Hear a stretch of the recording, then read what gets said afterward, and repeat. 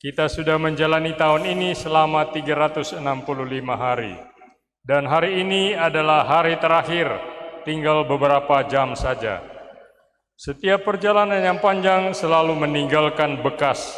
Bekas itu dapat jelas, samar-samar, atau juga dapat tidak kelihatan. Sebab itu, pada perpisahan dengan tahun yang lama ini, mari kita mengenang dan merenung. Pertama, kita mengenangkan semua orang yang kita jumpai dan yang hidup bersama kita sepanjang tahun lalu. Para anggota keluarga kita, sahabat kenalan, rekan yang membawa kegembiraan, atau juga pengalaman yang membawa kegagalan, rasa putus asa, rasa jenuh, dan bosan. Kedua, kita mengenangkan tugas pekerjaan dan jabatan kita. Apakah kita menjalankan tugas dan jabatan yang dipercayakan kepada kita dengan tekun, sungguh-sungguh, konsekuen, dan setia? Yang ketiga, kita merenungkan usaha yang sudah kita laksanakan.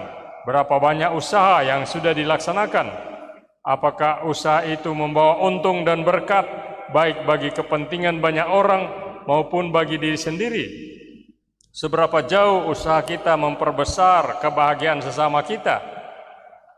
Saudara sekalian, perpisahan pada saat-saat terakhir tahun lama juga mendorong kita untuk bertanya pertanyaan yang lebih penting dan yang menentukan kualitas hidup kita untuk direnungkan adalah bukan di mana, berapa lama, dan berapa banyak, tetapi bagaimana. Yang lebih penting bukan bahwa kita menjadi orang Katolik selama 20, 30, 40 tahun dan tinggal di daerah Kristen, artinya para pengikut Kristus, melainkan bagaimana kita hidup tiap hari menurut ajaran dan tuntutan agama Katolik itu. Yang lebih penting bukan soal di mana dan selama berapa tahun kita hidup bersama dengan seseorang, melainkan bagaimana kita mencintai orang di sekitar kita setiap hari. Kualitas hidup itulah yang menentukan nilai kehidupan seorang manusia. Manusia dinilai bukan semata-mata berdasarkan jumlah tahun umurnya dan berapa banyak bintang jasa yang disandangnya, tetapi berdasarkan kualitas hidup yang ditampilkannya. Sebelum kita beralih memasuki tahun baru, tahun 2023, mari kita bertanya kepada diri sendiri untuk melihat kualitas hidup kita dalam tahun yang akan habis ini. Bagaimana saya sudah coba hidup dan menjalankan tugas sehingga menjadi orang yang dapat dipercaya? Bagaimana saya sudah berusaha menjadi diriku sendiri dan bukan sekedar duplikat dari orang lain? Bagaimana saya sudah menanamkan kebajikan-kebajikan ke atas jaringan kehidupanku? Bagaimana saya sudah memberi waktu untuk kepentingan Tuhan dan agama di tengah kesibukan duniawi?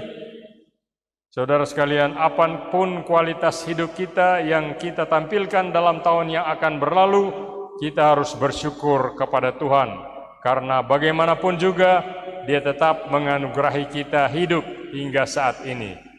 Kita bersyukur kepadanya atas pengalaman-pengalaman yang membuat hidup ini terasa pahit, karena lewat pengalaman yang negatif ini, hidup kita berkembang menjadi matang dan sempurna. Saya mengakhiri permenungan kita malam ini dengan sebuah cerita. Seorang pemuda bermimpi. Ia bermimpi bahwa pada suatu malam yang terang, ia berjalan bersama Tuhan di tepi pantai. Sementara di langit terbentanglah seluruh riwayat hidup pemuda itu bagaikan sebuah film.